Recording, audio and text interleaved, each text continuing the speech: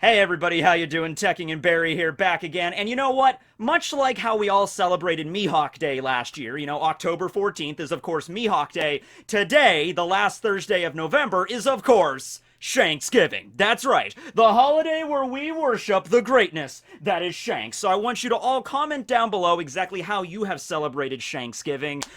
Maybe you, defended your hometown from a giant serpent and lost an arm along the way. Maybe you approached Whitebeard's ship, the Moby Dick, and walked aboard and knocked out all of his crewmates with Conqueror's Hockey. Whatever very specific Shanks-related activity you might have done, it's all in the holiday spirit, right? And honestly, we have a lot to thank for Shanks. If it wasn't for Shanks, then Luffy probably would have just been raised with the idea to be a Marine, like Garp wanted. Garp really wanted Luffy to be a Marine, and it was really Shanks that instilled that idea of the pirate life into Luffy. Who knows, maybe Luffy would have became a pirate with or without Shanks' influence, but he certainly wouldn't have had the Straw Hat. And Luffy as a Marine, who the hell would want to watch that series? That probably wouldn't be interesting at all, right? Yeah, okay, Barry. I still would watch that regardless. Okay. I think Oda could spin it in a way to make it interesting, no matter what. Alright, so, the first time we did this, I think it was just a generic Shanks video, and last year I think we discussed, Griffin, Shanks' sword. So today, from some requests that I got in a live stream yesterday, we're gonna be talking about the mighty ship of the Red Hair crew, simply titled, The Red Force! Don don don don don don don don don. Why am I doing the Star Wars theme? Let's switch it up. Let's do Mortal Kombat. Don don don don don don don don don don don don. Yeah, that works better. That works better. Let me know what you think works better there. Actually, you know what? You ever watch Beowulf, that CG version of Beowulf? That was kind of hit or miss with me, and it was an alright film. I had to watch it once for a class I was taking. I had to read Beowulf, and we had to watch the film. But the scene when we first see Beowulf arriving on the ship, there's, that really intense, Viking, theme in the background with, the war drums going and everything. Boom! That, I can't use it, because I'm pretty sure that's copyrighted, but boom, go look it up. That is the theme that plays whenever the Red Force comes to town, right? You just got to imagine all of the Marines that just immediately their souls leapt out of their bodies before being forced back in by Shanks' Conqueror's Hockey when that ship showed up at Marineford, okay? Because those Marines already kind of knew they were dead that day. I mean, I want you to imagine that, okay? They all knew the battle was coming. They all knew Whitebeard and his allies were going to arrive because they weren't going to let Ace just die. So, yeah, you got the admirals, you got Sengoku, you got the vice admirals, they're seasoned warriors, they're veterans. Not saying they're not, scared of what was going to happen, because it was just going to be mayhem. It was literally going to be a Yonko versus the Marines, right? An entire Yonko fleet, honestly. But you got to imagine all those Marines, all those the seaman recruits, or the petty officers and whatever, like Kobe, who he did pass out during the course of the war, that were just waking up that morning smoke him if you got him, Bill. All right, Rob. Oh man, I don't know if we're gonna make it out of this, right? And so they go through the whole damn war. Imagine being a Marine fighting through the war, pirates, impale down escapees, everyone's coming at you, you got Whitebeard right there, blasting off earthquakes left and right, and then finally, it sort of seems like everything is beginning to calm down. Then Blackbeard shows up, oh god! But then let's say you as a Marine manage to make it through all of that. You manage to make it through. Alright, you've seen a lot of people die throughout the course of this war, right? But it looks like everything's done now, and everything's okay, and at least you might have been able to get out of this alive. And then in the distance, this poor Marine just sees a shadow in the mist and just takes out his spyglass oh, what now? It's the Red Force! We're all dead! Because now it's another Yonko! It's oh, come on! Oh, man. Alright. So, Shanks' ship is extremely epic, both in terms of appearance and name. I mean, can we just talk about the name? I mean, sometimes simplicity is the best. I mean, Big Mom's flagship is the Queen Mama Shanter. I mean, alright, it kind of goes along, there's a lot of stuff added to it. Of course, the ship itself is a homie, so when it shows up, it's I'm a ship, I'm a ship, I'm a ship. But I don't know, the name is you hear it, and you're Queen Mama Shanter? what the hell's a shanter? I don't know. Is it like a shanty? Like a song? I don't know. I mean, by that point, you're probably already dead, but still, I mean, Queen Mama Shanter. I don't think we know the name of Kaido's flagship yet. Kaido being a duck dragon doesn't really need a ship. He can just kind of go wherever he wants. He's a dragon. And of course, Blackbeard's main ship is, of course, the Saber of Zebek. Wonder if that's going to be, relatable to Rox D. Zebek, the former, guy that was going to be like the greatest pirate in the world. And I wonder if that ties back to him in any way or whatever. And then, of course, though, you have Whitebeard's flagship, which is also pretty damn cool. And it's just the Moby Dick! Yeah, I mean, like, look, okay. You're the first Marine. You're on lookout duty, right? And I think we actually get to hear this in the anime, because they were looking for Whitebeard's ships arriving in the bay. And it wasn't Whitebeard's ship, it was all of his allies that were arriving first, right? So they're looking, and it's like, oh no, there's the Whitey Bay and the A&O pirates and Apoida and, the DeClavin brothers. There's Oars Jr., all these major pirate crews from the New World. They're arriving at Marineford. But where is he? Where is the Moby Dick? I don't know where the Moby Dick is! And then, oh no, it's coming up from underneath us! So that's a pretty cool name there too, of course. But the Red Force, man, it's simple. It's straightforward. I also want to remind everybody, and this is something that, in the One Piece world, we get to see a lot of Jolly Rogers, and of course, in the modern day, well, piracy still certainly exists in the modern day, but, back when piracy was, like, more like it is in One Piece, right? Back when, in our world, we had pirates acting like pirates, sailing the seven seas, eye patches, hooks for hands, the ability to turn into rubber, back when pirates, were actually pirates, they would use different Jolly Rogers, and more often than not, they would include that red dye on the flag to symbolize blood.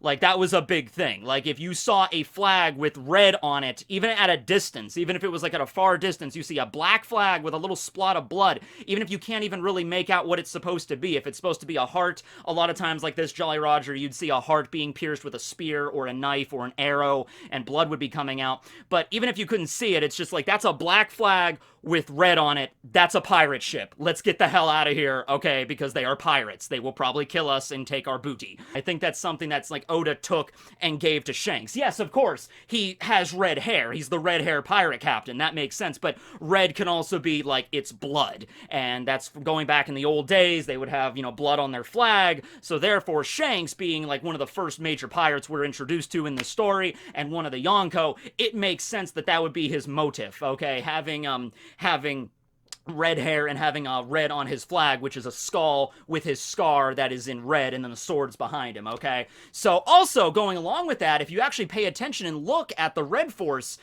its figurehead is like a dragon or a serpent kind of deal. That's really cool. Anybody that's a fan of Vinland Saga out there will know immediately what that's all about. That harkens back to the Vikings. Now, of course, the Vikings, they were not the only people that, utilized figureheads and stuff. I mean, the Romans did as well, but the Vikings were one of the first to really popularize it, and they would have their Viking longships, and they would have, giant serpents or dragons or whatever on their figureheads, and you'd be sailing into, they were longships that were designed to sail in, like, shallow waters for, like, raiding parties and stuff, right?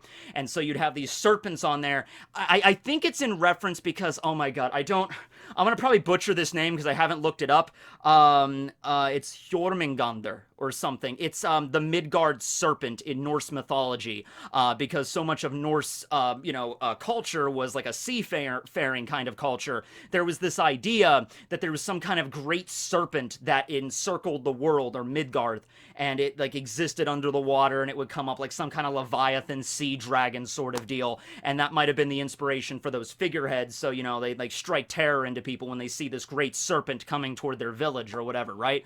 And so Shanks, of course, being Shanks, he's gotta have one of those. See, that's the thing. That's the thing about Shanks. From what we know of so far, from our perspective, Shanks is a good guy, right? Because he's the one that supported Luffy, he's the one that gave Luffy his straw hat and saved him from the Lord of the Coast, gave up an arm as a bet on Luffy for the New World. So, from our perspective, he's an ally with Luffy, and and Luffy is the main character of this story, so it's like, yeah, Shanks is a good guy.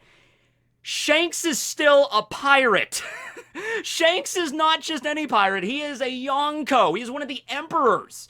Shanks would have no compunctions. If you sufficiently pissed him off, or if you went after one of his crewmates or whatever, he would probably have no problems with wiping out your entire ship or your entire town, depending on what kind of thing you did to him, you know? If it's just something like a bar brawl, like what happened at Fuchsia Village, it's like, whatever, I'll just laugh it off. But if you walk up and you, like, if you insulted, you know, like Ben Beckman's mom or something, and be like, okay, yeah, we're gonna have to maybe teach you a lesson here, you know. It might be something like, okay, I don't know, maybe that's a good example, but certainly if anything happened where it was like, you know, like what Bartolomeo is doing, for instance. Bartolomeo just kind of walked onto one of Shanks's islands and tore down his Jolly Roger and probably pissed on it because he's Bartolomeo. Yeah, Shanks, I kind of want to see that interaction. I want to see Shanks meeting Bartolomeo and how that was going to go about. I don't think Shanks would kill him, and after Bartolomeo explains that he's actually a member of the Straw Hat Grand Fleet and he works under Luffy, I think Shanks would probably like just put his hand on Bartolomeo's shoulder and be like, oh, you're a friend of Luffy. All right, you get one. If you weren't a friend with Luffy, if you were just some random pirate stomping around on my territory, on my turf, ripping my Jolly Roger down, and, you know, trying to push your random, your tchotchkes on these good townsfolk, if this was anybody else, you would all be dead in Davy Jones's locker right now. But you know Luffy, so I'll give you one warning. You know, Shanks is that kind of guy. Don't piss him off, all right? Those Marines were right to be afraid and just drop their fudge when they see the Fred Force pulling into port at Marineford, all right? They weren't like, oh no, Shanks! Well, it's a good thing it's Shanks, red-hair Shanks. He's the nicest out of the rest of the Yonko, right? Of course. Yeah, to us, he's the kindest out of the Yonko, but, you know, for the rest of the world, pretty scary. Now, don't get me wrong, Shanks is not as brutal as, like, Big Mom or Kaido could be. You know, Shanks does not want this, like, pirate paradise that Kaido or Blackbeard, you know, are vying for. You know, of course, I did a whole video on, like, what if Shanks wants to be king? He doesn't even really want to be king, but, yeah, you don't mess with him, certainly. So, the thing about Shanks, though, another thing, is that from what we know of, he does have territory, he's a Yonko, but his ship itself, he doesn't have, like, a fleet. Even Whitebeard had, like, 4 different vessels that he used. I think it was actually 5. I think there was, like, 4 main ships, including the Moby Dick! But then he also had that extra paddle ship that arrived later. So there was a few ships that he has. Big Mom obviously has a bunch of ships. She has, like, the Tart ships. Kaido obviously has a bunch of ships. We've seen, like, Jack's ship and all the little scorpion ships and everything like that. We've seen those.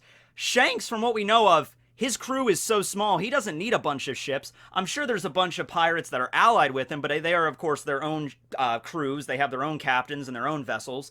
But yeah, Shanks just needs one. Just one ship.